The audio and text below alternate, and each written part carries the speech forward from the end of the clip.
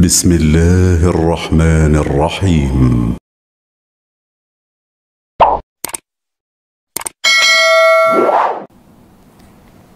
بسم الله الرحمن الرحيم. السلام عليكم ورحمة الله وبركاته. الحمد لله رب العالمين الذي خلق الإنسان أحسن تقويم فعلمه البيان والقرآن الكريم. نصلي ونسلم على أفضل الأنبياء والمرسلين سيدنا محمد وعلى آله وصحبه وذرياته وأمته إلى يوم الدين. وبعد، فيا عباد الله، أوصي نفسي وإياكم بتقوى الله فقد فاز المتقون فلا تموتن إلا وأنتم مسلمون. فقال تعالى مذكرا لنا جميعا: يا أيها الذين آمنوا اتقوا الله حق تقاته ولا تموتن إلا وأنتم مسلمون. Saudara-saudariku dimanapun Anda berada, Alhamdulillah kembali kita melanjutkan kajian Al-Quran Sunnah Solution, menggali makna-makna kandungan yang tersurat dan tersirat dalam Al-Quran yang memberikan petunjuk bagi kehidupan kita di dunia ini hingga kita kembali kepada Allah Subhanahu wa Ta'ala. Alhamdulillah, di pertemuan yang lalu kita telah membahas tentang keterangan Al-Quran di surah Al-Baqarah ayat yang kedua dan permulaan ayat yang ketiga. Kita telah bahas bahwa di pertemuan lalu Al-Quran disampaikan langsung oleh Allah, dia akan menjadi hudan bagi orang-orang yang bertakwa. Kita telah uraikan di pertemuan lalu bahwa hudan memiliki beberapa makna. Dia bisa berarti an-nahar, sesuatu yang terang benderang, jelas. Seperti di siang hari kita bisa mendapatkan penglihatan yang jelas karena pantulan sinar dari matahari. Ya, semua benda bisa kita bedakan, bisa kita telaah, berbeda dengan keadaan di malam hari. Maka bagi orang yang bertakwa, Al-Quran itu sangat jelas dipahami, bersumber dari Allah Subhanahu wa Ta'ala, sejelas ia berada dalam kondisi siang.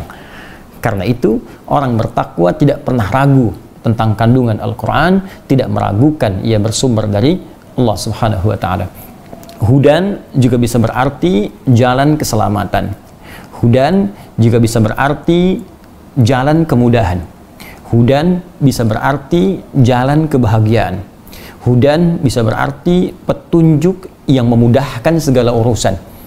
Ya, karena itulah dalam Al-Quran ketika Allah menegaskan hudan akan diberikan pada orang-orang takwa, maka sering kita temukan orang-orang yang memiliki sifat takwa akan memperoleh segala kemuliaan yang tadi disebutkan. Ketika saya katakan hudan jalan kebahagiaan, maka orang takwa dimudahkan oleh Allah untuk meraih kebahagiaan dimaksudkan. Di Quran surah kedua di ujung ayat 189 Allah berfirman, wattaqullaha la'allakum tuflihun. Tingkatkan takwamu kepada Allah supaya engkau bahagia. Di Quran surah ke-65 di ujung ayat kedua di awal ayat ketiga Allah berfirman, wa may yattaqillaha yaj'al lahu makhraja. Siapa yang mampu meningkatkan takwanya kepada Allah, maka Allah berikan jalan keluar dari setiap persoalan hidup yang ia alami. Wa yarzuqhu min haitsu la yahtasib. Bahkan ia akan diberikan rezeki dari sisi yang tidak ia duga. Quran surah kedua di ujung ayat 282. Wattaqullaha wa yu'allimukumullah. Tingkatkan takwamu kepada Allah, maka Allah mengajarkan kepadamu tambahan pengetahuan. Maka bagi orang takwa akan terkumpul semua sumber-sumber kebahagiaan ya dalam satu kalimat bermakna hudan, dan semua ini terkandung dalam Al-Quran. Ya, seakan-akan Allah memberikan tawaran kepada kita, jika Anda meyakini semua isi Al-Quran, maka di sana ada sumber kebahagiaan, di sana ada sumber kemudahan, di sana ada sumber segala kemuliaan, ya di sana ada sumber rizki, di sana ada sumber perlindungan. Jadi semua bentuk kemuliaan termaktub, ya, terberikan petunjuknya di dalam firman Allah yang terkumpul dalam Al-Quranul Karim.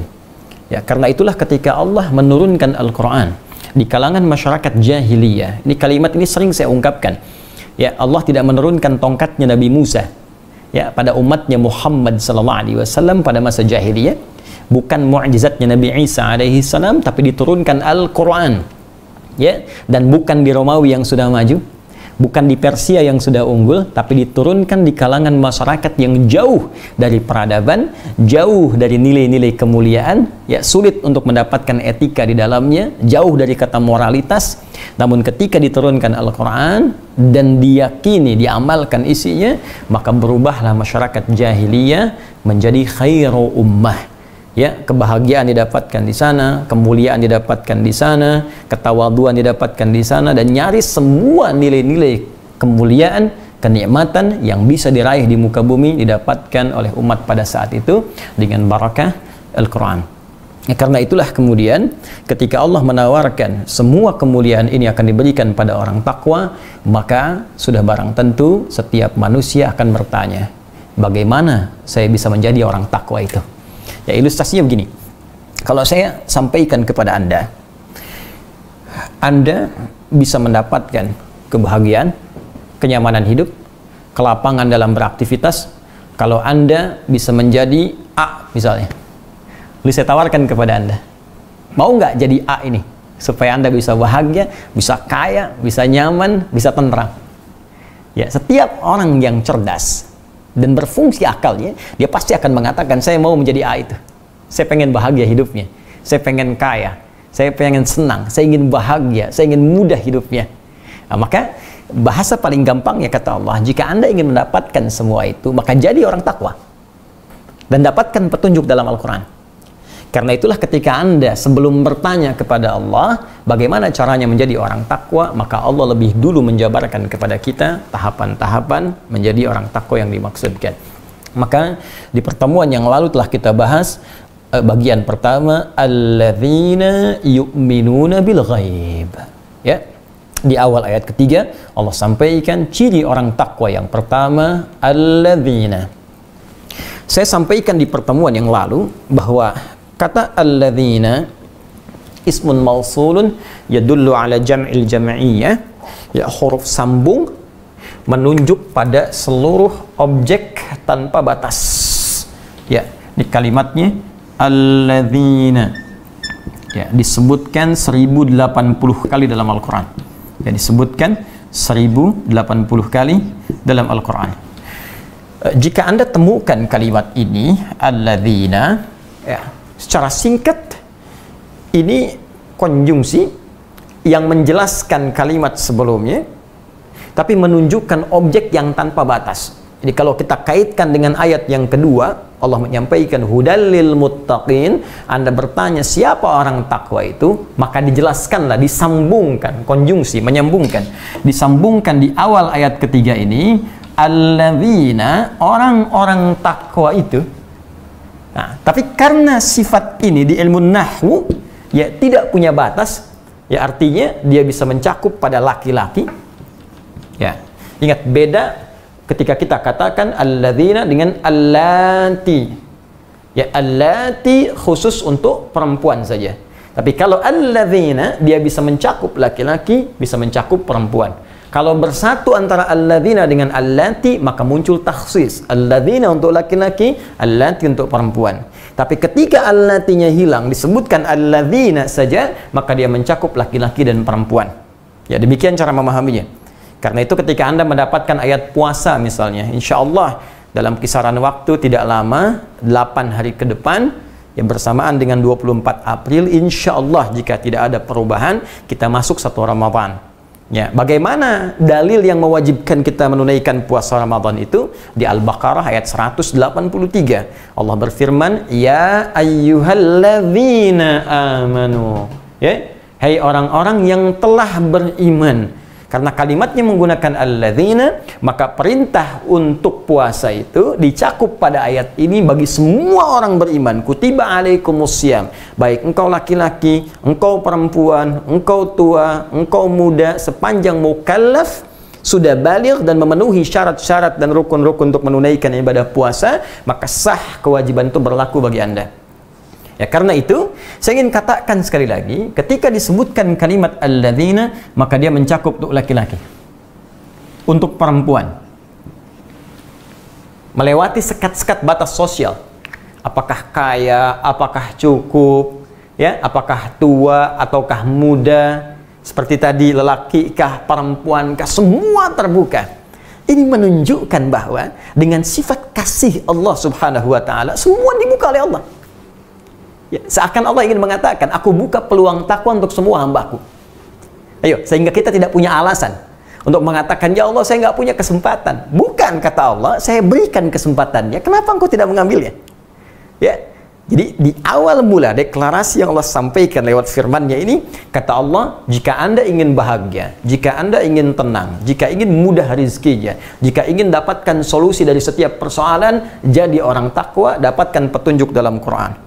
Anda bertanya bagaimana caranya menjadi orang takwa, ya Allah? Kata Allah, semua saya buka kesempatannya bisa jadi orang takwa. Alladzina. Ya.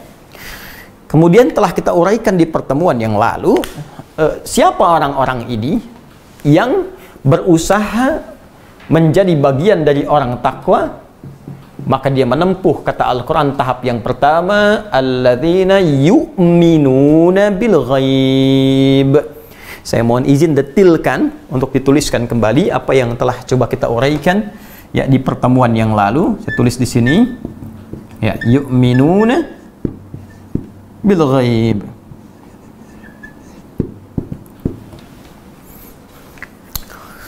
Yaitu pertama, syarat untuk menjadi orang takwa telah kita uraikan di pertemuan lalu dengan detil. Yang pertama, yu'minun, dia mesti yakin tanpa ragu. Berasal dari kata amana, yu'minu imanan. Ya, amana, yu'minu imanan. Sedangkan kata amana berakar dari kata amina, berarti aman. Di pertemuan lalu saya telah sampaikan dan telah kita bahas bersama, jika ada sebuah kata mengalami derivasi hibrida, baik tambahan dengan satu huruf kah, dua huruf kah, tiga huruf kah, ataukah menggunakan tadwaif dengan tasydid di atasnya, maka konteks terjemahan ayat ini atau kalimat dimaksud tidak akan terlepas dari akar katanya. Sehingga kata amina yang berarti aman, bila pun mengalami derivasi menjadi amana yu'minu, ya imanan, maka kalimatnya tidak akan terlepas dari kata aman. Ya, kalau kita ingin terjemahkan dengan detil, maka orang-orang yang beriman yakin tanpa ragu itu, maka dia akan aman dari segala kesulitan dunia dan aman dari ancaman akhirat yang mungkin mengintai pada setiap hamba. Nah, maka syarat yang pertama, alladzina yu'minuna bil ghaib, kita telah ulas di pertemuan lalu, maka ia mesti yakin tanpa ragu pada hal yang ghaib. Ada yang belum saya uraikan di pertemuan lalu. Di dalam bahasa Arab, jika kalimat iman itu ditambahkan dengan ba di depannya. Ya, saya ulang, jika kalimat iman ditambahkan dengan ba di depannya. Ini ada kata iman, yu'minun, di depannya ada kata ba. Maka ini umumnya menunjuk pada satu perkataan, qaul. Ya, pada satu perkataan, al-qaul.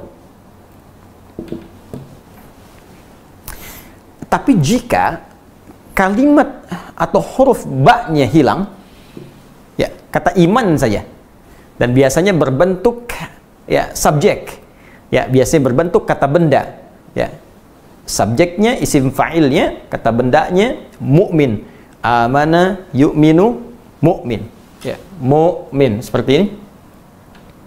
Mu'min. Mohon maaf. Ya, jamaknya tambahkan waw dengan nun di ujungnya menjadi mu'minun. Ya, seperti ini. Saya ulang, jika ada huruf ba-nya seperti ini, nah, maka umumnya ini menunjukkan kepada sebuah perkataan, qaul. Yakin tanpa ragu atas apa yang disampaikan. Tapi kalau kita hilangkan huruf ba-nya, biasanya ini terjadi pada kata benda, isim. Ya, biasanya isim fa'il, subjek. Ini subjeknya disebut mukmin, orangnya disebut mukmin, jamaknya mukminun. Maka ini tidak sekedar mencakup perkataan, tapi sudah kemudian berwujud pula pada perbuatan. Jadi ada perkataan, ada perbuatan. Jika digabungkan perkataan dan perbuatannya, maka hilanglah huruf ba-nya, menjadi dia tersendiri, menjadi mukmin atau mukminun. Karena itu ketika Allah menyebutkan ciri mukminun tidak menggunakan ba lagi, maka disebutkanlah kemudian firman sekaligus dengan perbuatan di dalamnya. Quran surah ke-23 surah Al-Mu'minun. Qad aflahal mu'minun. Orang-orang yang telah beriman pasti akan mendapatkan kebahagiaan dalam hidupnya dan kesuksesan dalam perjalanan aktivitasnya. Siapa mereka? Langsung disebutkan perbuatannya. Bi-nya hilang, perbuatannya langsung disebutkan. Alladzina hum fi salatihim khashi'un, dan seterusnya ayat sampai dia mendapatkan warisan surga Firdaus. Nah, apa pentingnya pembahasan huruf ba di sini? Jika kita mengaji ilmu nahwu, salah satu alat dalam bahasa Arab, jadi ada nahwu dasar utama, kemudian sharaf, ya, kemudian ada balaghah dengan 3 cabang ilmu lagi, ma'ani, bayan, badi', kemudian ada arud, ya, dengan 16 bahrnya, cabangnya. Nah, di ilmu nahwu nanti ada pembahasan tentang spesifik huruf, ya. Nah, yang memperdalam ada namanya Ibnu Hisham, ya, Ibnu Hisham Al-Ansari, dia punya kitab Mughnil Labib an Kutubil A'arib, ya, kitab Mughnil Labib an Kutubil A'arib. Beliau menguraikan setiap makna huruf dari A sampai dengan Ya. Nah, huruf ba ini dia punya 14 makna, ya, ba setidaknya punya 14 makna. Jadi nanti ada ba yang musahabah, ada ba yang ilsaq, ada ba al-isti'anah, ada ba taukid. Nah, ini penting untuk mengetahui apa fungsi ba di sini. Nah, dalam konteks ini, jika ba disambungkan dengan kalimat iman, setidaknya dia punya 2 makna yang utama. Ya. 1, untuk taukid, menguatkan fungsi kalimat sebelumnya yang disampaikan. Jadi kalau kita tegaskan yu'min itu yakin tanpa ragu, ditambah ba, maka cara mengartikannya dia benar-benar yakin tanpa ragu. Ya, benar-benar yakin tanpa ragu. Kemudian yang kedua, karena ba ini menyambung dengan huruf dengan kalimat yu'minun, ya, kata iman sebelumnya, maka berlaku rumus yang tadi. Ya, maka huruf atau kalimat informasi setelah ba ini menunjukkan segala yang disampaikan atau dalam bahasa Arab disebut dengan qaul. Kalau kita kembalikan kepada Al-Quran, maka al-ghaib di sini artinya semua yang disampaikan dalam Al-Quran, walaupun yang disampaikan itu belum tentu kita ketahui sebelumnya. Ya, misal dalam Al-Quran disampaikan informasi tentang Allah. Qul huwallahu ahad, Allahus samad, lam yalid wa lam yulad wa lam yakul lahu kufuwan ahad. Allahu la ilaha illa huwal hayyul qayyum. Ghaib sifatnya. Ya. Ghaib sifatnya. Tak bisa kita lihat, ya, tak langsung kita bisa tatap, ya, tak kita ketahui wujudnya saat ini. Insyaallah di akhirat bisa kita dapati dengan izin Allah Subhanahu wa taala. Maka ketika diinformasikan tentang Allah, belum tahu kita, belum mengerti kita, ghaib sifatnya. Tentang kubur, ya, disampaikan dalam Al-Quran, afala ya'lamu idza bu'thira ma fil qubur. Tentang surga, wabashshiril ladzina amanu wa 'amilus solihati anna lahum jannatin tajri min tahtihal anhar. Tentang neraka, ulaika ashabun nari hum fiha khalidun. Tentang malaikat, ya, tentang nabi-nabi sebelum kita. Jadi semua perkara-perkara yang disebutkan dalam Al-Quran yang belum kita ketahui sebelumnya, yang belum nampak pada kita, ya, itu masuk dalam kategori apa? Ghaib. Ya. Ahli tafsir sebagian ada yang mengatakan ayat ini diturunkan oleh Allah Subhanahu wa taala untuk memberikan informasi kepada 2 golongan utama, yaitu orang-orang Islam yang baru kemudian masuk Islam, yang diminta untuk yakin penuh pada keterangan Al-Quran.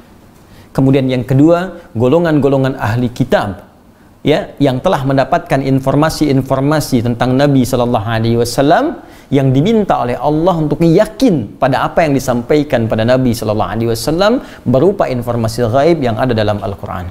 Jadi ketika mereka menerima Al-Quran, bukankah sebelumnya mereka tidak tahu informasinya? Tidak mengerti apa yang disampaikan? Ya, belum paham tentang apa yang akan disampaikan kepada mereka, maka itu yang disebut dengan ghaib.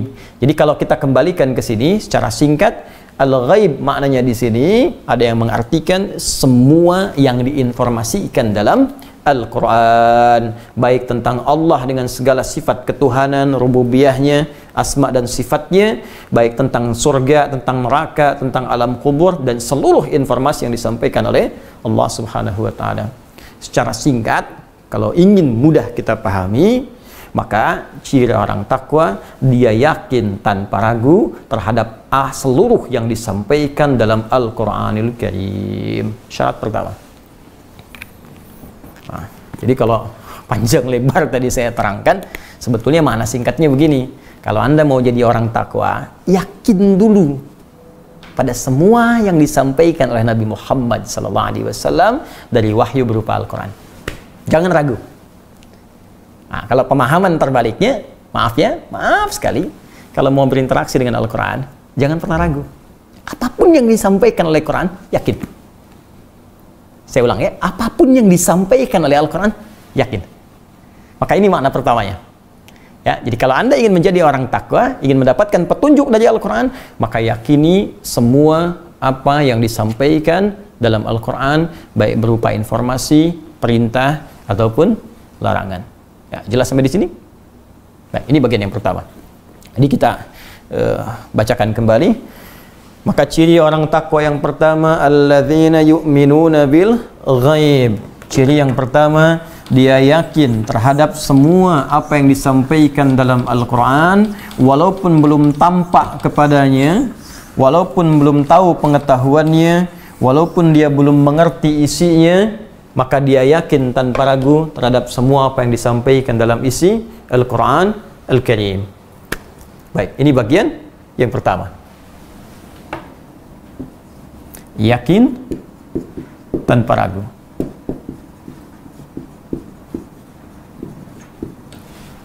Baik, fokus baik-baik teman-teman dimanapun Anda berada. Ya, dan saya kira sebagian dari saudara-saudari kita juga tidak hanya bergabung dari Indonesia. Ya, saya dapat informasi ada teman-teman kita dari Taiwan, dari Hong Kong, dari Malaysia, Brunei, bahkan Masya Allah dari Papua yang jaraknya 2 jam perbedaan waktunya. Maksudnya dari kita di Bekasi saat ini, saya hanya bermohon pada Allah semoga semua kita dirahmati oleh Allah Subhanahu wa Ta'ala. Baik, mari kita fokus kembali.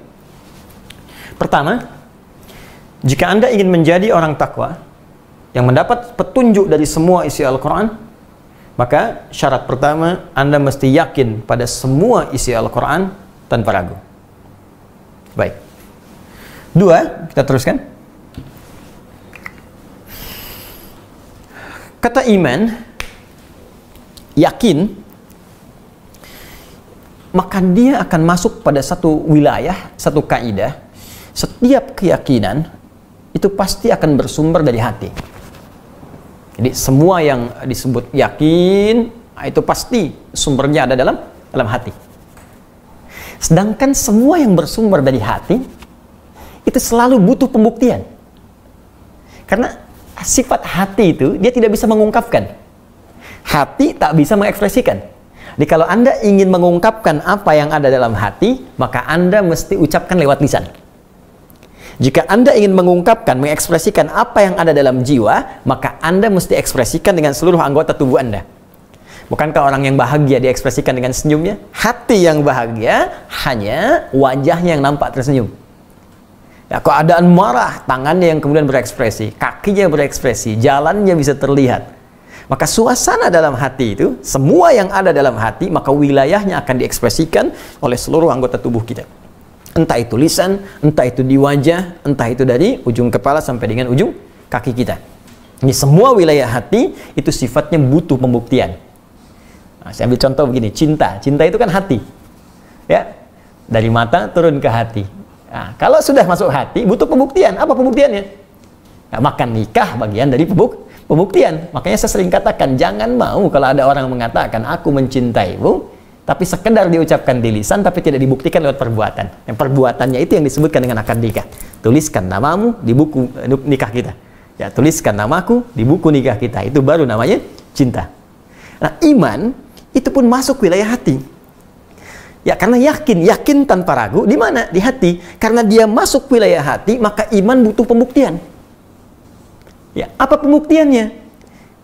Ya, apa ekspresinya yang menyatakan bahwa diri kita benar-benar beriman? Ya, ketika Anda ditanya oleh Allah, kamu mau jadi orang takwa? Siap ya Allah. Apa syarat pertama ya Allah? Yakin tanpa ragu. Siap, saya yakin ya Allah. Itu kan baru hatimu. Apa yang kau buktikan dengan keyakinan dalam hatimu itu untuk menandakan kau telah beriman? Maka disinilah pembuktian iman itu harus diwujudkan dalam bentuk amal namanya. Ya, harus diwujudkan dalam bentuk yang kedua disebut dengan amal. Ya, karena itu Al-Imam Al-Bukhari ketika membuka ya kitab Sahih Al-Bukhari dalam Kitabul Iman, kitab yang keduanya, ya beliau menulis Sahih Al-Bukhari selama 16 tahun. Ada 97 pembahasan, setiap pembahasan disebut dengan kitab. Pembahasan pertama kitab Bad'ul Wahyi, ada 6 bab, ya, pembahasannya ada 7 hadis. Ketika masuk pada pembahasan yang kedua Kitabul Iman, ya Bismillahirrahmanirrahim. Thaniyan, bab kitab yang kedua Kitabul Iman. Ya, bab awalan bab qaulin Nabi sallallahu alaihi wasallam bunyal Islamu ala khamsin. Pembahasan yang pertama tentang kalimat Nabi sallallahu alaihi wasallam, ya, Islam itu dibangun atas 5 pokok. Maka disebutkan huwa wa huwa qaulun wa fi'lun yazidu wa yanqusu. Qala Allah taala liyazdadu imanan ma'a imanihim. Imam Al-Bukhari membuka pembahasan dengan tentang kitab iman dalam Sahih Al-Bukhari, ya, di jilid yang pertama, pembahasan yang kedua. Ya, beliau mengatakan wa huwa qaulun wa fi'lun yazidu wa yanqus. Kata Imam Al-Bukhari, iman itu berupa keyakinan yang harus dideklarasikan lewat perkataan kita, saya beriman, dan dibuktikan lewat perbuatan kita. Kadang-kadang dia bisa naik, kadang-kadang dia bisa turun. Nanti diteruskan di hadis yang selanjutnya, yazidu bil ta'ah wa yantakhisu bil maksiyah. Dia bisa naik dengan ketaatan dan turun dengan mengerjakan maksiat. Jadi para ulama kemudian memberikan penjelasan dengan detail, jika seseorang ingin jadi orang takwa, saya hapus dulu atasnya. Ya, bismillah. Jika seorang menginginkan mendapatkan predikat takwa, yang dengan takwa ini mendapatkan kemudahan dalam hidup di 3 alam, dunia, kubur, sampai dengan akhiratnya, maka syarat pertama ia mesti yakin tanpa ragu terhadap semua kandungan Al-Quran, ya, walaupun sifatnya gaib, masih belum kita ketahui, ya, apapun yang disampaikan Al-Quran walaupun sifatnya gaib, yakin tanpa ragu. Maka keyakinan itu, kata Allah, mesti dibuktikan lewat amalan. Dibuktikan lewat amalan. Karena itulah seringkali kita dapati di dalam Al-Quran, setelah Allah menyebutkan kata iman, seringkali menyandingkannya dengan amalan. Ya, awas, ketika Allah menyebutkan kata iman, maka seringkali disandingkan dengan amalan. Saya ingin berikan sedikit rahasia begini. Jadi kalau iman itu betul-betul telah tersambung di hati kita, misal kita ucapkan asyhadu an la ilaha illallah, itu kalimat iman, wa asyhadu anna muhammadar rasulullah, diucapkan di lisan dan masuk ke dalam hati, ya, masuk ke dalam jiwa, karena iman tadi pekerjaan hati. Maka iman yang ada di hati ini akan memberikan pancaran-pancaran, akan memberikan sinyal-sinyal kepada seluruh anggota tubuh kita untuk berperilaku, untuk berbuat. Dalam bahasa Arab, berbuat, berperilaku disebut amal namanya. Amal, ya, tangan beramal, kaki melangkah beramal, berperilaku, ya, lisan berkata, itu amalnya, telinga mendengar, itu amalnya. Maka iman ini bukan sekedar hadir dalam jiwa, maka dia akan diekspresikan, dibuktikan iman ini dengan memberikan sinyal pada seluruh anggota tubuh kita untuk berekspresi, berperilaku sesuai dengan bimbingan iman yang ada dalam jiwa ini. Karena itulah banyak ulama mengartikan ketika seorang sudah beriman, iqrarum bil lisan, ya, dia mengucapkan komitmen, ya, mengucapkan, menetapkan dengan lisannya, wa tasdiqum bil qalbi, dia benarkan, yakinkan dengan jiwanya, wal amalu bil jawarih. Setelah itu iman yang terpatri di jiwanya akan membimbing seluruh anggota tubuhnya untuk berekspresi. Ya, karena itulah saya katakan, ketika tangan beramal disebut beraktivitas, disebut amal. Kaki melangkah, amal. Telinga mendengar, amal. baik. Nah, karena dibimbing oleh iman, maaf sekali, karena iman ini tadi melahirkan sumber ketenangan dari kata aman, sumbernya dari Allah Subhanahu wa taala. Karena Allah itu baik, ya, dan karena sifat ketenangan, keamanan yang bersumber dari Allah baik, maka semua ekspresi yang dibimbing oleh iman itu pasti baik.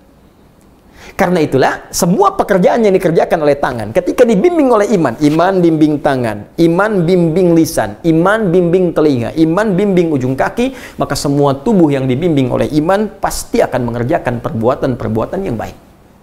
Dalam bahasa Arab, setiap kebaikan yang dibimbing oleh nilai-nilai yang baik, maka disebut dengan soleh namanya. Pekerjaannya amal, ya, perbuatan baik yang disebut soleh. Kalau kita satukan jadi amal saleh. Karena itu semua orang beriman dalam setiap waktunya, apakah tidurnya, makannya, kerjanya, masaknya, nontonnya, semua yang dia kerjakan pasti saleh, pasti baik. Ya, waktu yang dia gunakan pasti saleh. Waktu yang digunakan untuk beraktivitas disebut asr namanya. Turun Quran surah 103 Al-Asr. Allah berfirman, wal asr, demi waktu yang aku berikan pada setiap manusia untuk beraktivitas. Innal insana lafi khusr. Setiap manusia banyak yang rugi karena memanfaatkan waktu, karena menggunakan waktu, memanfaatkan waktu untuk perbuatan yang tidak penting, yang salah. Ya, maaf, diberikan waktu untuk melihat hal yang salah. Diberikan waktu untuk mendengar yang salah. Diberikan waktu untuk berbuat dengan tangan, menyentuh yang haram, yang salah. Diberi waktu untuk melangkah pada pekerjaan yang salah. Ya. Ada orang yang bisa terlepas dari salah menjadi soleh. Siapa dia? Illalladzina amanu wa amilu solihat. Coba lihat. Ya, ketika Allah menyebutkan kalimat iman, illalladzina amanu, iman, lantas bersanding dengan apa? Wa amilus solihat. Iman, amal. Iman, amal. Karena itu jangan heran, di dalam Al-Quran setiap disebutkan kalimat iman, bersanding dengan fungsi anggota tubuh, pasti diarahkan pada yang baik. Saya sering katakan pada Anda, ini mata nih. Ya, saya sering tanya di depan jamaah kalau sedang taklim terbuka, ini kan depan kamera, nggak mungkin kamera jawab. Di depan jamaah saya sering tanya, apa fungsi mata? Orang banyak berkata melihat. Saya sering katakan kalau melihat itu binatang pun melihat, elang melihat, kambing melihat, ya kan? Mohon maaf, bahkan ada hewan tertentu penglihatannya lebih tajam dibandingkan dengan manusia. Tapi ternyata mata manusia berbeda. Kata Allah, bukan sekedar melihat, tapi ada aturan yang disematkan pada mata ini. Jika mata ini dibimbing oleh iman, maka iman akan memberikan sinyal kepada mata untuk melihat yang soleh saja. Maka ketika yang dilihat oleh mata yang disisipi oleh iman, ya, yang punya inti iman, ketika melihat hal yang tidak baik, maka akan dipalingkan oleh pandangannya atas bimbingan imannya. Seakan imannya berkata pada dirinya, palingkan pandanganmu. Memalingkan pandangan dari yang tidak baik disebut ghaddul basar. Maka ada cahaya. Maka di surah cahaya, surah ke-24 itu surah An-Nur. Teman-teman sekalian, Allah berfirman, ayat 30 untuk laki-laki, 31 untuk perempuan. Wa qul lil mu'minina, imannya dulu. Katakan pada pria-pria yang punya iman, yaghuddu min absarihim, maka imannya akan masuk kepada matanya hanya melihat yang baik saja dan akan memalingkan pandangannya dari yang tidak baik. Qul lil mu'minati yaghuddna min absarihinna, demikian pula perempuan. Tuh, iman. Iman masuk ke lisan. Ya ayyuhalladzina amanu. Quran surah 49 ayat 11. Ya ayyuhalladzina amanu la yaskhar qaumin qaum. Hei orang-orang yang beriman. Imanmu kalau masuk ke lisan maka akan menghindarkan perbuatan yang salah di lisan. Jangan saling cela. La yaghtab ba'dukum ba'dha. Jangan gosip. Bayangkan. Ya iman. Ini kalau sudah beriman itu ya baik pasti ujung kepala sampai ujung kaki. Ya. Nah, nanti kita akan lihat. Nah, sekarang persoalannya, apakah semua orang yang berkata saya beriman sudah otomatis perbuatannya akan langsung baik? Belum tentu. Karena pernah ada kasus di zaman Nabi langsung, dicontohkan langsung di zaman itu, dan diberitakan kepada kita oleh Allah Subhanahu wa Ta'ala dalam Al-Quran surah ke-49 Al-Hujurat ayat ke-14. Ada orang Arab Badui yang langsung berkata, saya beriman. Qalatil a'rabu amanna. Ada orang Arab Badui berkata, ya Rasulullah, ya Muhammad SAW, kami telah beriman. Maka, karena iman perkara hati, Nabi tak bisa langsung menilai hati orang kecuali dengan petunjuk Allah Subhanahu wa taala. Ya. Ya, maka diberikan petunjuk oleh Allah Subhanahu wa taala untuk menilai hati seseorang dengan bimbingan Allah Subhanahu wa taala. Maka kalimat keluar firman Allah Subhanahu wa taala diberikan pada lisan beliau, dikatakan, "Qul lam tu'minu." Katakan Muhammad sallallahu alaihi wasallam, kalian belum serius imannya. Tuh, belum sampai ke jiwa. Belum serius. Ya. Qul lam tu'minu. Walakin qulu aslamna wa lamma yadkhulul imanu fi qulubikum. Tapi katakan, kamu baru masuk Islam. Ya, kalimatnya baru di lisan. Asyhadu an la ilaha illallah, asyhadu anna Muhammadar Rasulullah. Ya, baru di lisan. Cuma belum sampai ke jiwa. Kalau Anda ingin melatih, kemudian bertanya pada Allah, ya Allah, saya ingin bertanya, bagaimana melatihnya? Karena bahaya kalau iman cuma di lisan. Ini baru di lisan, apalagi yang di lisan gak diucapkan, cuma di KTP dituliskan. Maka KTP-nya yang beriman tuh. Orangnya bisa tidak. Ya. Ini Anda bayangkan, diucapkan saja, nggak nyampe ke hati, bermasalah. Apalagi cuma dituliskan di KTP, di identitas, diucapkan nggak pernah. Itu yang paling bahaya. Baik. Jadi kalau orang sekedar mengucapkan saja, tidak dibenamkan pada jiwanya, terpatri di sanubarinya, maka iman itu tak akan membimbing dia menjadi pribadi yang baik. Maka kita mesti bertanya kepada Allah, ya Allah, bagaimana cara saya melatih iman? Supaya terus saya naikkan sehingga jadi cahaya yang menerangi seluruh tubuh saya dan membimbing beraktivitas. Bagaimana caranya? Karena itulah ketika Allah ingin memberikan bimbingan kepada kita, kalimatnya dirubah dari bentuk madhi menjadi mudhari'. Yu'minun. Amana menjadi yu'minu. Gini. Karena tadi ada alladzina yang bentuknya jamak, maka ini pun mesti dijamakkan. Tambahkan di ujungnya. Bentuknya jamak. Yu'minun. Plus ya. Sehingga menjadi begini. Yu'minun. Mereka, artikan mereka. Masih ingat pertemuan lalu? Saya terangkan kepada Anda tentang Anita. Ya, Hamzah, Nun, Ya, Ta. Di sini ada Ya. Setiap ada satu di antara huruf Anita, Hamzah, Nun, Ya, kemudian Ta, Anita, maka maknanya berubah menjadi mudhari', present, continuous, and future. Sekarang, ya, present, continuous, future. Sekarang, terus menerus sampai kapanpun ke depan. Nah, jadi kalau kita ingin baik, kita mesti berlatih menguatkan iman. Sekarang, terus, jangan terputus. Sampai kapanpun hingga tiba waktunya kita pulang menghadap Allah Subhanahu wa taala. Kuatkan iman ini. Kuatkan. Kalau Anda bertanya, ya Allah, bagaimana caranya? Sekarang hamba ingin berkomitmen menguatkan iman hamba. Hamba ingin jadi orang baik, ya Allah. Hamba lahir ke dunia ini dalam keadaan bersih. Hamba tak ingin pulang dalam keadaan kotor. Ya. Hamba ingin pulang dalam keadaan bersih, ya Allah. Hamba ingin jadi orang baik. Hamba ingin pulang dalam keadaan baik. Hamba ingin pulang tenang. Hamba ingin pulang nyaman. Bagaimana caranya, ya Allah? Baik. Kalau Anda sudah berkomitmen, maka Allah berikan kemudian kepada kita detil petunjuk untuk melatih iman ini supaya terpatri di jiwa dan jadi cahaya dalam kehidupan. Nah, kembali kepada rumus awal, karena iman ini tak bisa beramal sendirian, karena ia merupakan amalan hati yang harus diekspresikan, maka ia harus dilatih. Ya, saya ulang, maka ia harus dilatih dengan amalan semua tubuh, sehingga iman ini terbiasa memberikan cahayanya kepada seluruh bagian tubuh-tubuh kita. Maka mesti dilatih dengan amalan-amalan tertentu, yang dengan amalan itu cahaya ini akan terlatih kemudian menyinari bagian-bagian tubuh kita. Maka setelah kata iman inilah muncul amalan pertama untuk melatih iman kita supaya semakin kuat dan menyinari seluruh tubuh kita untuk digunakan pada segala hal yang baik-baik. Apa kalimat berikutnya?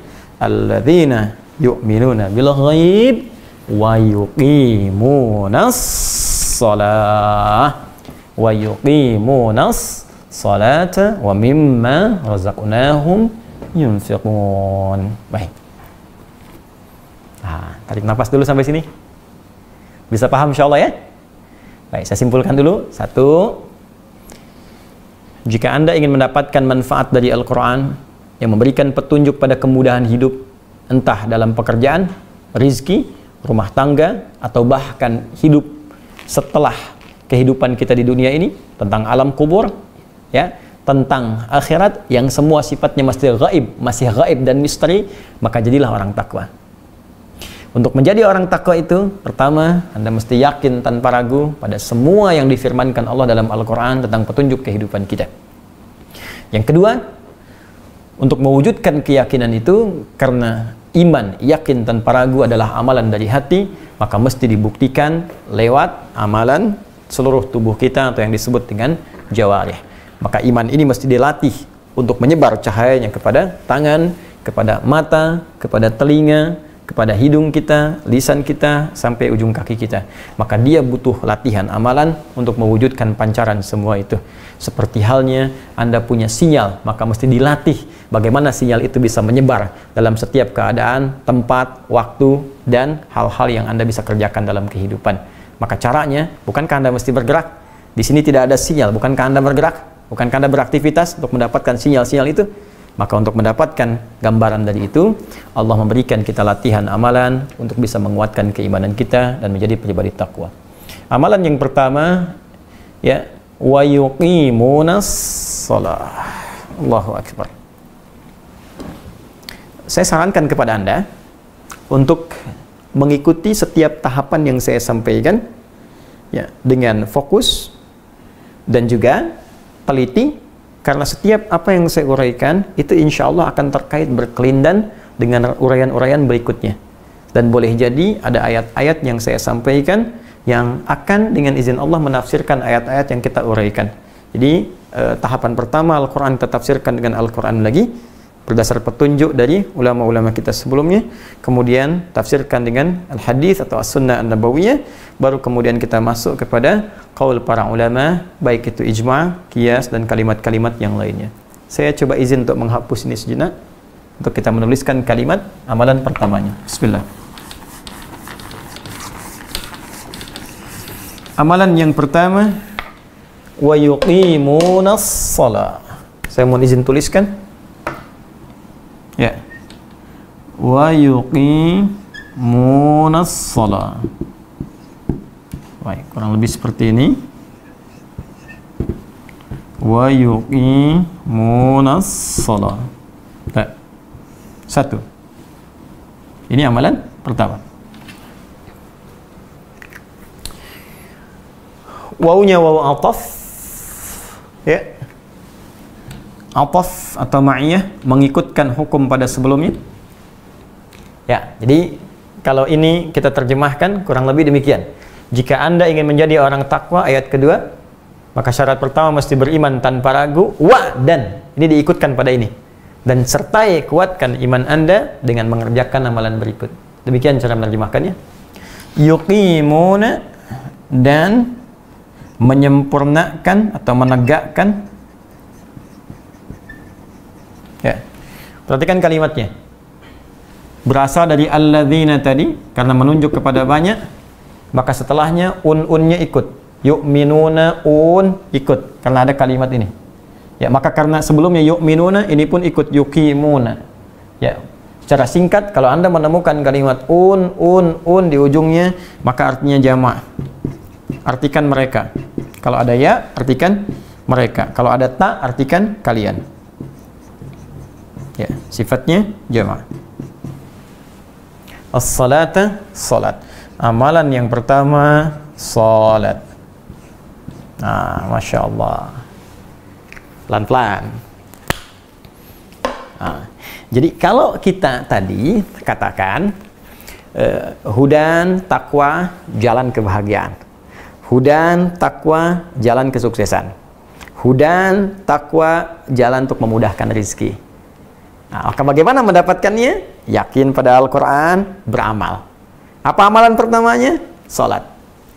Nah, karena itulah ketika seseorang diperintahkan salat, sebetulnya bukan untuk memberikan beban.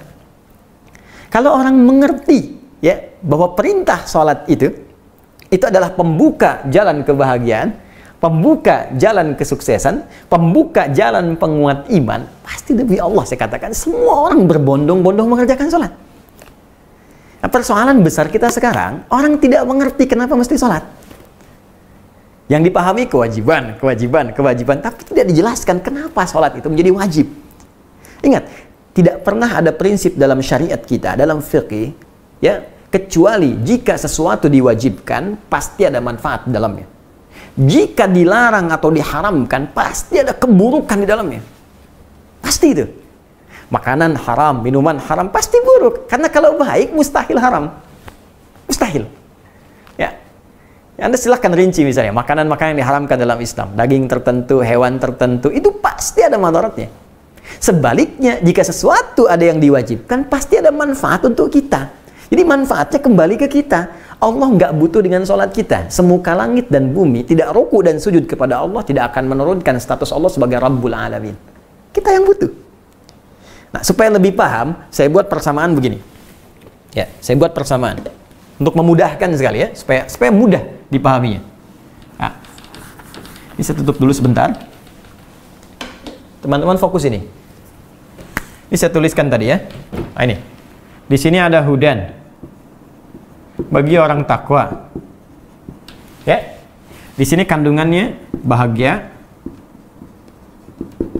sukses, ya, tenang, baik, mudah rizki, dan lain sebagainya. Baik. Sekarang persamaannya, hudan sama dengan takwa, ini poin-poinnya, ya, sama dengan iman. Kan syaratnya kan? Baik. Sama dengan, bikin lagi ke sini, sholat. Ini kuncinya. Hudan sama dengan takwa. Untuk menjadi takwa, mesti beriman. Untuk membuktikan iman, mesti sholat. Jadi kalau kita buat sebuah persamaan, hudan sama dengan takwa, dengan semua nilainya, sama dengan iman, sama dengan sholat. Jadi kalau kita ingin pahami lebih dalam lagi, ketika kita diminta takwa, kita diminta untuk mendapatkan ini. Kalau ingin takwa, mesti beriman. Kalau iman ingin bagus, mesti sholat. Artinya persamaan terbaliknya, ketika diminta menunaikan sholat, Anda diinginkan mendapatkan ini. Karena mustahil dapat ini kecuali jadi takwa. Mustahil jadi takwa kecuali sholat. Karena itu ketika Anda diminta sholat, itu pintu yang harus kita buka untuk mendapatkan semua kemudahan ini. Contoh, bahagia, sukses. Bahasa Arabnya falah. Wattaqullaha. Al-Baqarah ayat 189. Lihat di ujung ayatnya. Ya, ujung ayat 189. Paling kanan agak ke bawah sedikit di mushaf standar. Wattaqullaha la'allakum tuflihun. Bertakwalah kalian kepada Allah, takwa supaya kalian sukses dan bahagia. Falah. Falah itu kalau di kamus bahasa Inggris, success and happiness. Bukan sekedar bahagia. Sukses dan bahagia. Kata dasarnya falah. Jadi untuk dapat bahagia dan sukses, dapat falah. Mesti takwa. Takwa mesti iman. Iman mesti sholat. Ketika Anda dipanggil sholat, ya tuh 5 kali sehari suara adzan. Hayya 'alas shalah, ayo sholat. Lalu Anda bertanya, kenapa saya mesti sholat ya Allah? Dijawab langsung lewat kalimat di suara muadzin. Hayya 'alal falah. Tuh. Seakan Allah menyampaikan, aku nggak butuh sholatmu. Kamu yang butuh. Ketika engkau bertanya, kenapa kami mesti sholat ya Allah? Hayya 'alas shalah. Kata Allah lewat suara muadzin. Petunjuk dari Allah Subhanahu wa taala ditetapkan lewat lisan Nabi sallallahu alaihi wasallam dari mimpi seorang sahabat. Petunjuk. Ya, hayya 'alal falah. Dengan salat kamu bisa sukses. Dengan salat kamu bahagia. Itu kuncinya. Ini menarik. Nah, jadi sesungguhnya kalau cara berpikir kita benar, ya cara berpikir kita benar. Ketika tiba panggilan salat dengan suara azan yang kita dengarkan itu, Allahu Akbar, Allahu Akbar, Allah. Maka rasakan, itu panggilan Allah untuk kita. Untuk kita. Dan ketika dipanggil dengan itu, dengan kalimat itu, Allahu Akbar, Allahu Akbar. Nih, hadirkan semua makna ini. Ada panggilan kebahagiaan. Panggilan kesuksesan. Anda dapat panggilan dari kantor bahwa Anda diterima bekerja, bukankah bahagia luar biasa? Sekarang jam 9. Ya, kurang 11 menit. Waktu Bekasi di sini. Oke, jam 9 kurang 11 Anda dapat telepon. Ya, mengatakan kepada Anda, "Selamat Pak, Bapak diterima. Bapak tolong datang malam ini juga karena sekarang berkasnya harus dilengkapi. Kalau Bapak nggak datang 1 jam lagi ke Jakarta, maka mohon maaf Bapak tidak diterima pekerjaannya." Saya tanya pada Anda, apakah Anda akan mengejarnya atau mengabaikannya saja? Santai dulu, masih 1 jam. Tar aja dulu. Paling gampang ke Jakarta dari Bekasi 30 menit. Anda ngitung macetnya. Anda ngitung situasinya. Tapi orang yang paham bahwa panggilan itu penting, dia akan kejar. Saya datang sekarang juga, langsung ganti baju, langsung segala disiapkan, berangkat. Dunia. Yang saat Anda mendapatinya, belum tentu abadi. Kan ke pensiun juga. Seorang pemimpin telepon, Anda saya angkat jadi menteri, Anda langsung berangkat ke sana. Ya, boleh jadi ketika berangkat, belum tentu Anda mendapatinya. Ya, padahal baru seleksi, atau Anda sudah dapatkan misalnya, tapi Anda selesai juga. Mungkin ada pergantian, mungkin ada reshuffle, mungkin ada juga selesai dan sebagainya. Untuk sesuatu yang tidak abadi saja, begitu Anda kejar. Mengapa ketika Allah tawarkan sesuatu yang sangat indah dan sifatnya abadi sampai kita pulang kepadanya, kita tidak bergegas? Karena banyak manusia yang aneh hari-hari ini. Banyak menuntut kepada Allah, tapi ketika diberi jalan tidak dikerjakan. Ya Allah, mudahkan rezekiku. Ya, kamu sholat sekarang ya. Nanti ya Allah. Sudah adzan, nunggu qomat. Dah qomat, nunggu hampir beres. Jam berapa zuhur selesai? Isya kapan isya? Ya. Asar kapan asar? Asar jam 3:14. Ya udah nanti saya sholat jam 3 biar jamak sekalian asar. Di mana letak keinginan kita? Di mana letak keadilan kita? Ya, tapi rahmannya Allah sebelum meminta kita untuk mengerjakan sesuatu, maka menjelaskan semua alasan-alasan di balik semua perintah itu untuk menjadi motivasi kuat kita agar bisa beribadah dengan benar. Nah, saya beri contoh sekarang. Berapa waktu sholat yang kita tunaikan? Teman-teman, berapa waktu? 5 waktu ya? Ya, yang diwajibkan pada kita.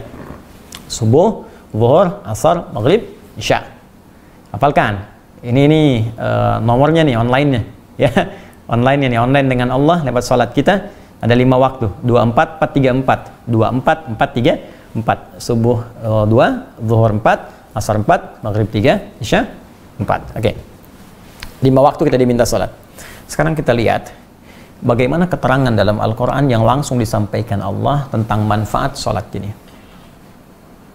Yuk kita lihat. Saya mohon izin untuk bisa menghapus dulu yang ini. Bismillah. Saya turunkan dulu ya, teman-teman. Di sini hudan taqwa melahirkan kebahagiaan dan kesuksesan. Bahagia dan sukses. Bahasa Arabnya bahagia dan sukses itu falah. Al-falah. Ya. Baik, bahagia dan sukses. Kalau bisa digenggam, ya, falah ini digenggam seperti ini, sudah digenggam dan tak mau dilepaskan, karena orang kalau sudah bahagia mustahil ingin melepaskannya. Orang sudah sukses mustahil ingin melepaskannya. Digenggam. Maka tambahkan hamzah di depannya dari kalimat falaha. Ini falah dari kalimat falaha, ini akar katanya. Tambahkan hamzah di depannya, pindahkan fathah di sini ke depan jadi a. Ini menjadi sukun dari falaha, ini falaha, ini pindahkan ke sini ke hamzah. Ini rumus ya, ikuti saja. Ini rumus ini jadi sukun mati karena dipindah harokatnya ke sini. Jadi aflah. Jadi aflah. Di aflah itu orang yang menggenggam kesuksesan dan kebahagiaan. Perhatikan sini. Ini bagaimana urutan ini yang saya terangkan menjadi indah. Jadi saya katakan kepada Anda, ikuti apa yang saya sampaikan setiap tahapannya. Hudan bagi orang takwa. Takwa mesti beriman, iman mesti sholat. Sholat bisa mendapatkan bahagia, sukses seperti saya sebutkan tadi. Bahagia, sukses disebut dengan falah. Dari kata falaha, kalau kita genggam jadi aflah. Sekarang perhatikan Quran surah ke-23, ayat 1 dan 2. Qad aflaha al-mu'minun. Qad aflahal mu'minun. Sungguh, qad dia tahqiq. Ya berarti pasti. Sungguh kata Allah, aku pastikan. Orang-orang yang beriman itu, lihat persamaannya, akan menggenggam kebahagiaan dan kesuksesan. Aflah. Qad aflahal mu'minun. Sungguh aku pastikan semua orang yang beriman itu kalau benar imannya akan menggenggam kebahagiaan dan kesuksesan. Aflah. Siapa mereka? Ayat 2-nya. Alladzina hum fi salatihim khashi'un. Salat. Yaitu orang yang mampu khusyuk dalam salatnya. Jadi, pertama, manfaat salat yang pertama, dia bisa membuat diri kita mudah mendapatkan kesuksesan dan kebahagiaan. 1. Tolong tanamkan dalam jiwa kita, kalau kita diminta sholat, artinya dituntun untuk mudah, sukses, dan bahagia. Oke, 2. Tenang. Nih, saya tuliskan, tenang. Oke, hudan, takwa, diantara maknanya tenang, harus beriman, sholat. Sekarang kita diminta sholat, apa kaitan dengan ketenangan? Buka Quran, surah ke-13. Ya, di pertengahan ayat yang ke-28. Allah berfirman, ala bidzikrillahi tatma'innul qulub. Ya, Quran surah ke-13 Ar-Ra'd ayat 28. Ala bidzikrillahi, yakinkan pada dirimu. Ala itu harful ikhbar wa taukid, huruf yang menunjukkan informasi sekaligus menguatkan. Kata Allah, aku informasikan, yakinkan pada dirimu bidzikrillahi, dengan zikir kepada Allah. Zikir, Allah sebutkan zikir. Dengan zikir, mengingat Allah, zikir kepada Allah, bidzikrillahi tatma'innul qulub. Hatimu itu akan cenderung tenang. Jadi zikir kepada Allah akan berdampak pada ketenangan hati. Tenang, tenang itu kan bahasa hati, tenang. Nah, jadi kalau Anda rajin zikir, maka dampaknya ke hati menjadi tenang. Sekarang yang menarik, sholat itu disebut oleh Allah satu di antara amalan zikir. Ya, amalan zikir itu banyak. Maaf, berdoa, zikir. Quran surah ke-7 ayat 205. Wadhkur rabbaka fi nafsika tadarruan wa khifatan wa dunal jahri minal qaul. Silakan berdoa. Minta dalam jiwamu dalam keadaan yang tenang, lembut, khusyuk, penuh harap. Karena itu orang berdoa cenderung lebih tenang. Dalam situasi yang seperti ini, berdoa, taubat, doa, itu memberikan ketenangan dan mengentaskan kepanikan. Ini semua orang panik umumnya. Panik buying, panik ini, panik itu, sehingga kepanikan itu menghilangkan kejernihan dalam berpikir. Visi jadi hilang, jadi bias. Target jadi tak terkejar. Jadi kalau kita tenang, semua terukur. Doa. Baca Al-Quran, zikir. Ya, karena Quran disebut zikir. Quran surah ke-15 ayat 9. Inna nahnu nazzalna dzikra. Kami yang telah turunkan Al-Quran sebagai zikir. Menghafal Quran, zikir. Quran surah ke-54. Ya, ayat 17, ayat 22, 32, 40. Walaqad yassarnal Qur'ana lidzikri. Salat itu disebut dengan zikir. Quran surah ke-20, ayat ke-14. Ya, Quran surah Thaha ayat ke-14. Quran surah ke-20 ayat 14.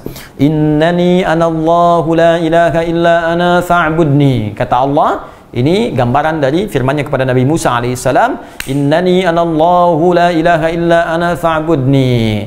Hei Musa, sungguh aku adalah Allah. Tak ada Tuhan yang berhak dan benar, paling benar untuk disembah kecuali aku, kata Allah. Fa'budni, maka sembah aku. Bagaimana caranya? Wa aqimis sholata li dzikri. Tunaikan salat sebagai zikir kepadaku. Salat disebut oleh Al-Quran sebagai zikir. Salat disebut sebagai zikir. Sedangkan zikir di Quran surah 13 ayat 28 amalan yang bisa menenangkan kepada jiwa. Karena itu orang salat cenderung lebih tenang. Jangankan salatnya, tempat salat itu bikin tenang. Gak percaya silahkan. Di rumah dengan di masjid, pasti tenang di masjid, tenang di musola. Apalagi puncaknya dekat Ka'bah, tenang. Jaminan Quran surah kedua ayat 125. Anda yang pernah haji, pernah umrah, insya Allah kita sama-sama berdoa, yang belum bisa disegerakan. Tidak cukup dengan amin, jangan tuliskan di kolom komentar amin, amin. Tidak cukup dengan amin. Ya, terus ada usaha, nabung. Berdoa. Ya, Quran surah kedua ayat 125. Wa idz ja'alnal baita mathabatan lin-nasi wa amna. Dan ketika kami tetapkan Al-Bait, Ka'bah itu tempat yang akan jadi rujukan pusat beribadah bagi manusia dan tempat yang menenangkan. Makanya orang segelisah apapun kalau dekat Ka'bah itu tenang, Allahu Akbar. Indah, nikmat, air mata keluar, masalah seakan tuntas. Seakan tuntas, tenang. Yang penting Allah, saya dekat dengan Allah, saya bisa zikir. Tuh. Turunan dari Ka'bah itu masjid. Makanya setiap masjid kiblatnya menghadap ke Ka'bah sebagai kiblat. Karena itu setiap masuk masjid, perasaan kita akan beda. Lain rasanya, tenang masuk. Allahumma ftah li abwaaba rahmatik, tenang. Makanya banyak orang tuh kalau ingin dapat ketenangan dulu datang ke masjid. Datang, nanti musim puasa. Kadang-kadang ya, dulu kita datang masuk masjid, sholat 2 rakaat, tenang. Duduk samping tembok, ada AC, plak, tidur aja. Saking tenangnya. Ini poin nih. Jadi kalau Anda dapat hudan, meningkat dengan takwa, takwa beriman, isinya diantaranya ketenangan, diminta salat untuk tenang. Ya. Oke, apalagi nih? Baik. Baik tuh teman-teman. Baik. Apa kaitan antara baik dengan salat? Yuk kita lihat. Quran surah ke-29 ayat 45. Sebelumnya begini. Baik itu lawannya buruk. Kan? Jadi kalau orang baik, pasti dia terbebas dari keburukan. Gampang sebetulnya. Ya, misal jujur itu baik, lawannya bohong. Kalau dia jujur, pasti nggak bohong. Ya kan? Rendah hati, lawannya sombong. Kalau dia rendah hati, pasti nggak sombong. Artinya orang baik terlepas dari keburukan. Sedangkan sumber keburukan itu cuma dua. Dari syahwat atau perut dan akal. Nafsu, keburukan yang bersumber dari syahwat disebut fahsya namanya. Jamak dari kata fahisyah. Fahsya. Pornografi, porno aksi, LGBT dan semisalnya fahsya. Ya, kata-kata jorok, kotor, fahsya. Yang bersumber dari nafsu perut dan akal itu mungkar namanya, yang diingkari oleh jiwa. Ya, mencuri, korupsi, mohon maaf ya, gibah, macam-macam, ya, dan seterusnya, itu mungkar. Jadi orang yang buruk pasti dalam dirinya terpatri satu di antara dua sifat atau keduanya. Kalau bukan fahsya, mungkar. Sedangkan sholat ketika dikerjakan dengan benar, itu pasti akan memberikan sinyal kepada tubuh untuk menolak perbuatan keji dan mungkar. Dia orang sholat itu, pasti tubuhnya dibimbing supaya menolak perbuatan keji dan mungkar. Ada sinyal di hatinya. Ya, ada rem dari perbuatan yang salah, dan ada yang memalingkan, jauhkan. Karena itu ketika Allah turunkan Quran surah ke-29, ayat ke-45, disebutkanlah fungsi yang ini. Utlu ma uhya ilaika minal kitab wa aqimis shalah. Sebelum sholat baca, pelajari dulu semua tuntunan yang diwahyukan kepada Muhammad SAW, ya, yang disebutkan dalam Al-Quran dijelaskan oleh Nabi. Wa aqimis shalah, lu tunaikan sholat dengan benar. Innas sholata tanha 'anil fahsya wal munkar. Sungguh sholat yang dikerjakan dengan benar pasti akan mencegah pelakunya dari perbuatan keji dan mungkar. Pasti jadi baik. Teorinya ada, contohnya ada, buktinya ada. Siapa buktinya? Jahiliyah. Puncak semua fahsya dan mungkar ada di jahiliyah. Karena itu disebut jahiliyah. Tukang mabuk, yang profesional, semua banyak. Yang pemula 5 kali sehari. Tukang begal, komplit. Semua ada. Yang pezina ada. Pezina di sana profesional semua. Sehari nggak zina, nggak tenang. Itu semuanya ada. Jadi kalau orang sekarang pengen ikut, terlambat. Dan ketinggalan. Sembrono, bodoh. Kenapa? Karena orang-orang dulu pada tobat begitu mereka sholat, ditinggalkan semuanya. Dari jahiliyah berubah jadi khairu ummah. Ada orang yang telah tenggelam dalam keburukan. Ya, dia sadar. Dan dia naik lagi ke permukaan, meninggalkan semua buruknya dengan menunaikan sholat. Anda yang sudah di luar, pengen masuk. Orang dari keburukan gelap tuh zulmun namanya. Perbuatannya disebut zalim. Ya, ingin keluar, dapat cahaya, dia ambil. Cahaya disebut nur. Maka muncul minal zulumati ila nur. Habis gelap, terbitlah terang. Keluar dari kegelapan, datang, dituntun oleh cahaya, ambil cahaya itu, dia kerjakan amalannya. Minal zulumati ila nur. Dari jahiliyah menjadi khairu ummah. Turun Quran surah ketiga Ali Imran ayat 110. Kuntum khaira ummah ukhrijat linnas ta'muruna bil ma'ruf wa tanhauna 'anil munkar wa tu'minuna billah. Iman lagi. Kalian umat terbaik yang pernah dilahirkan di muka bumi. Dulu pernah buruk, sekarang jadi baik. Bahkan bisa mengerjakan yang baik, meninggalkan yang mungkar karena imanmu kepada Allah. Tu'minuna billah. Ini poinnya. Baik. Rizki nggak usah ditanya. Rizki apa yang Anda tanyakan? Dunia. Wa may yattaqillaha yaj'al lahu makhraja wa yarzuqhu min haitsu la yahtasib. Quran surah 65 ayat 2 dan 3. Bagaimana mendapatkan pintunya? Ya salat. Dzalikal kitabul la raiba fihi hudal lil muttaqin alladzina yu'minuna bil ghaib wa yuqimunas shalah. Ingin dapat keturunan? Rezeki juga. Bagaimana caranya? Ya salat. Apa dalilnya?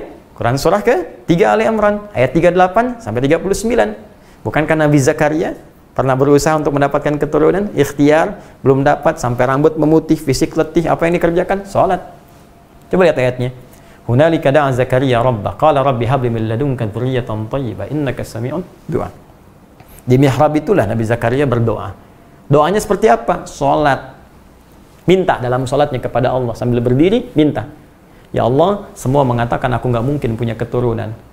maka akan mohon kepadamu ya Allah yang tidak punya batas dalam pemberian. Kau pasti dengar doa saya. Kalau pada yang maha mendengar pun tidak mengabulkan, kepada siapa lagi saya mesti minta? Ini tanda ya. Oh, ini saya lompat sedikit sebentar ya. Ini ada isyarat dalam Al-Quran. Jika ada satu hal yang tak bisa kita selesaikan dengan ikhtiar kemanusiaan kita, dan semua mengatakan nggak bisa, nggak bisa, nggak bisa, maka itu tanda pertama langsung dari Allah untuk meninggalkan semua pendapat manusia dan kembalilah kepada Allah untuk meminta pertolongannya. Ini penting saya sampaikan. Saya telah berusaha memberikan juga contoh untuk diri saya dan kita semua terkait masalah yang kita hadapi sekarang, corona. Kita berikhtiar dulu, riset sudah, masker sudah, APD sudah, bilik disinfektan sudah. Bahkan yang paling menarik, dulu ditolak, sekarang dianjurkan. Dulu dianjurkan, sekarang ditolak. Manusia sekarang mengatakan tak mampu, tak mampu, tak mampu. Ini tanda, cepat kembali kepada Allah. Cepat taubat. Taubat. Semua taubat.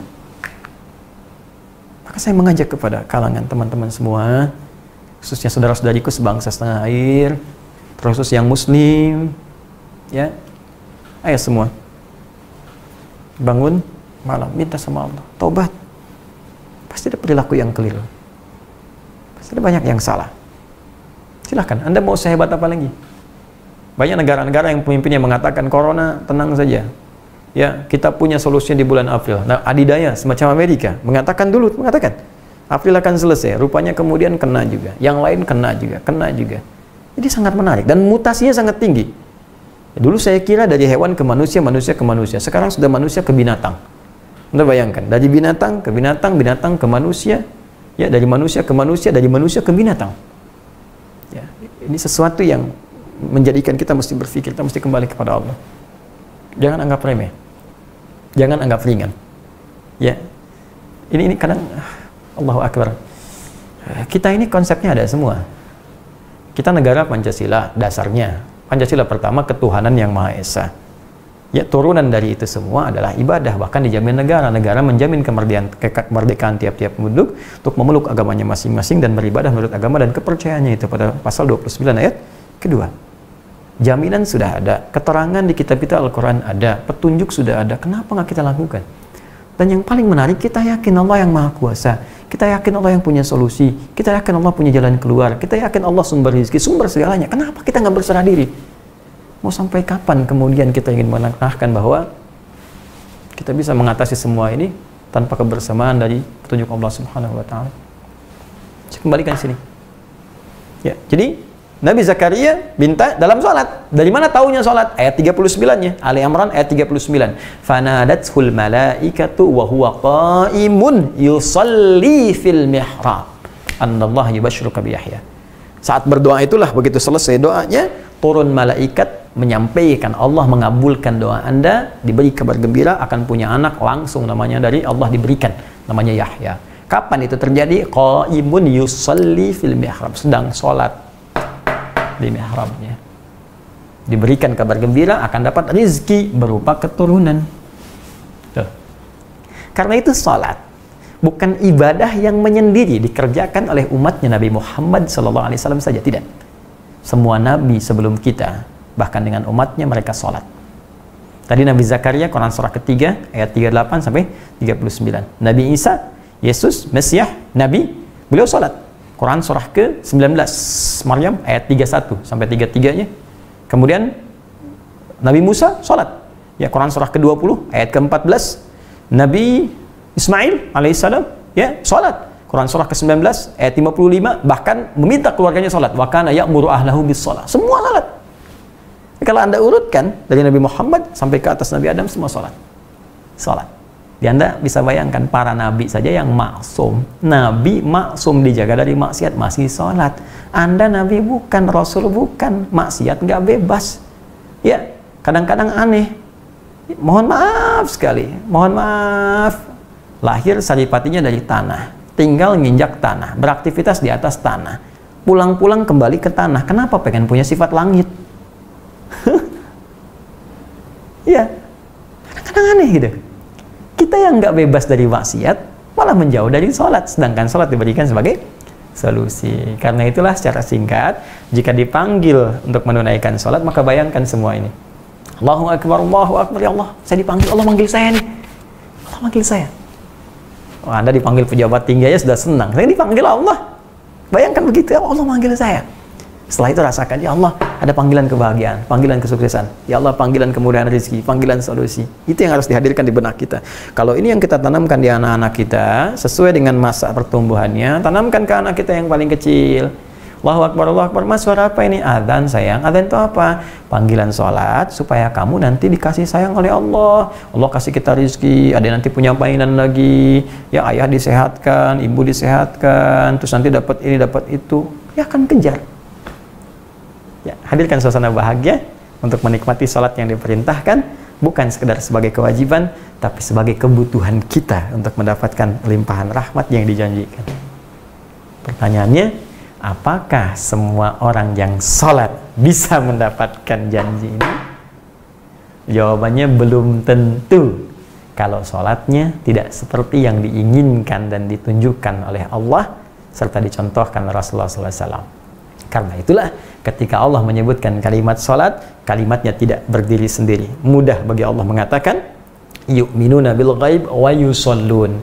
Tapi yang paling menarik, Allah mengatakan, wa yuqimun, satu, as-shalah, menggunakan alif lam. Apa rahasia dua kalimat ini? Itu yang kita akan jawab di pertemuan berikutnya, insya Allah. Alhamdulillah. Sabar ya.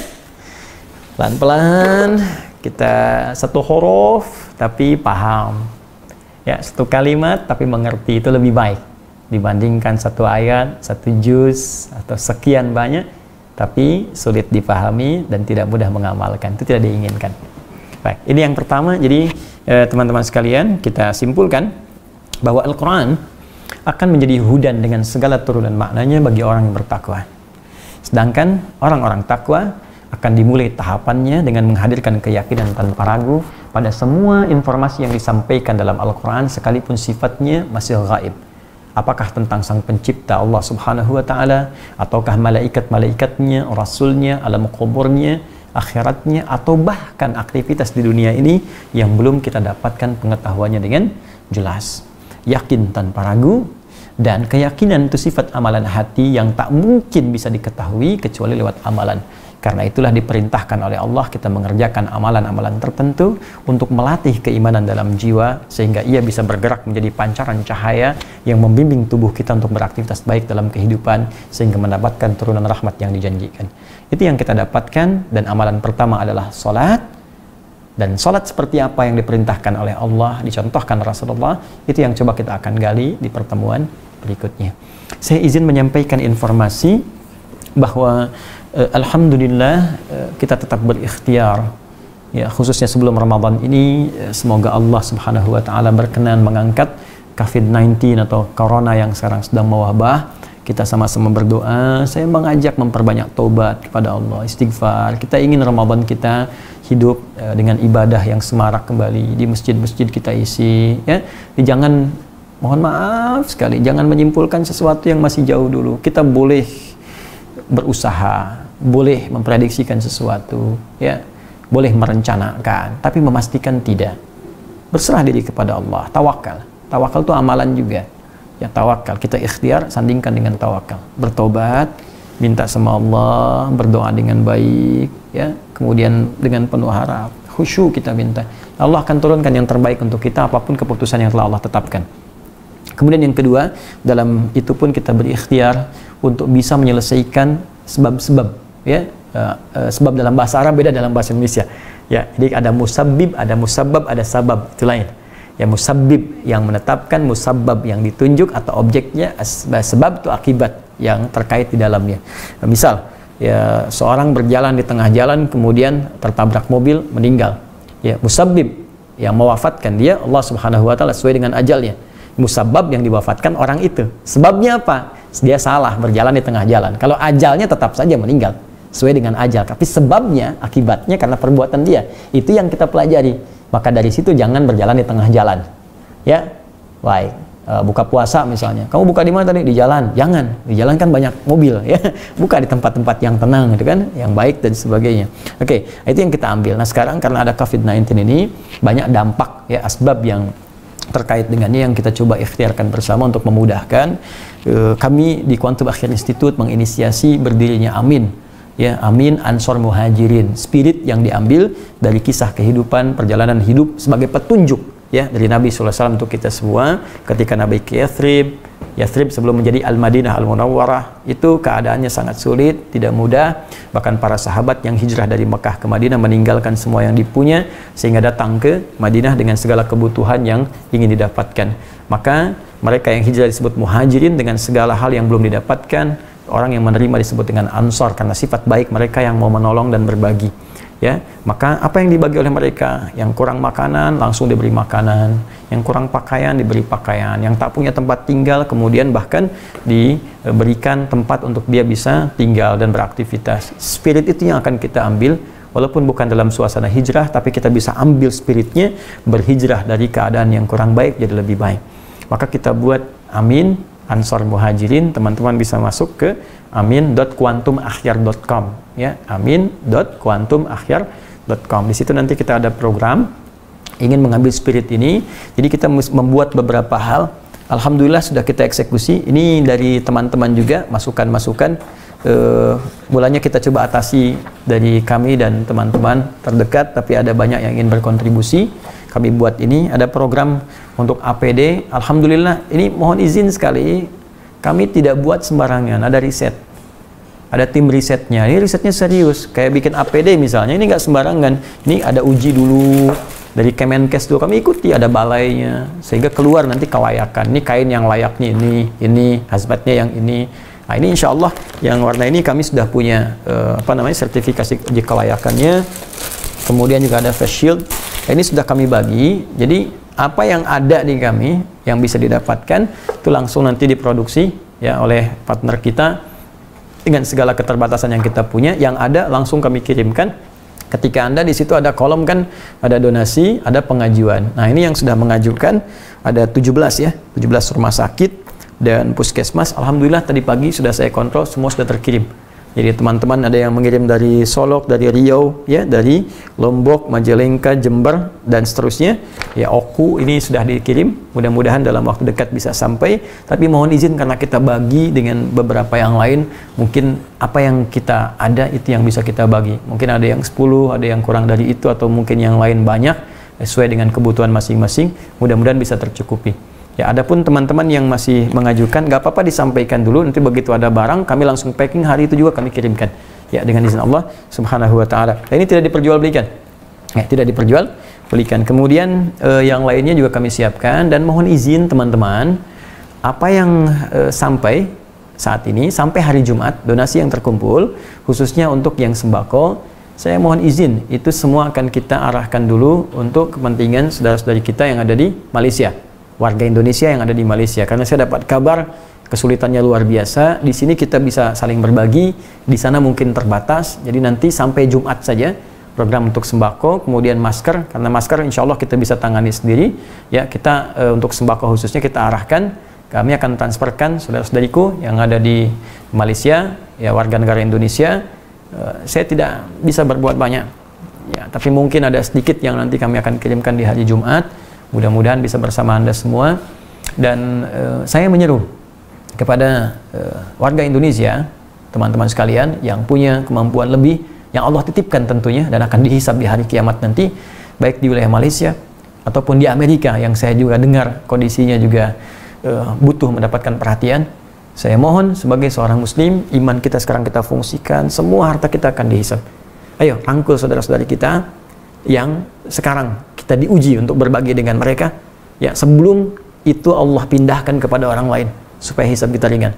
Maka rangkul mereka, jadilah orang-orang yang hebat, jadi seperti Ansor dan berbagi dengan mereka, ya. Dan yang kedua, khusus bagi teman-teman yang di Malaysia, saudara-saudariku serumpun, saya Adi Hidayat dengan ini menyampaikan kepada Anda semua, ya, kita muslim, sama-sama kita bisa berbagi.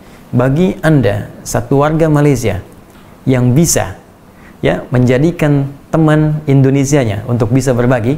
Ya, sekali lagi bagi Anda teman-teman saudara-saudariku di Malaysia yang bisa berbagi dengan orang Indonesia sehingga bisa meringankan beban mereka di sana, di tempat Anda tinggal yang mungkin mereka juga telah berkontribusi banyak untuk kebaikan yang ada di sana, maka demi Allah setelah lockdown ini, setelah selesai semuanya, saya akan kunjungi negara Anda dan saya akan berjumpa dengan Anda. Setiap Anda yang bisa membantu warga Indonesia, maka saya akan ajarkan Anda untuk menghafal Al-Quran tanpa meminta spesial pun dari Anda. Saya akan kunjungi Anda, saya akan berikan pada Anda bagian dari pengajarannya, saya akan datang sendiri, saya bayar sendiri, ya, saya kalau perlu sewa tempat sendiri, saya akan ajarkan semua Anda. Ya, Anda bantu satu orang Indonesia, maka saya akan undang pada saat itu dan saya akan berikan apa yang saya mampu untuk Anda dengan izin Allah Subhanahu wa taala. Ya. Dan semoga hisab kita diringankan oleh Allah di hari kiamat kelak. Ya, semoga Allah meringankan keadaan kita, semoga Allah menyayangi kita semua, dan semoga Allah mengampuni kita semua dan bersabar atas keadaan yang kita lalui saat ini, dan semoga dengan ini amal kita diterima oleh Allah Subhanahu wa taala. Semoga yang wafat dalam keadaan terkena COVID-19 benar-benar jadikan syahid oleh Allah Subhanahu wa taala, disabarkan seluruh keluarganya, diringankan semua bebannya, dan semoga kita diberikan pengingat yang luar biasa dengan adanya musibah ini untuk ingat kepada Allah bahwa semua keadaan tentu akan kembali kepada Allah Subhanahu wa taala. Jika dengan keadaan ini saja kita begitu khawatir luar biasa, maka kita mesti lebih khawatir lagi dengan keadaan hari kiamat yang mungkin lebih dahsyat dari apa yang sekarang kita hadapi. Semoga Allah meringankan dan merahmati kita semua. Allahumma taqabbal minna innaka antas samiul alim wa tub alaina innaka antat tawwabur rahim. Allahumma 'allimna ma yanfa'una tubna ilaika taubatan nasuha. Allahumma arfa' 'anna al-waba wal bala wa corona ya rabbal alamin.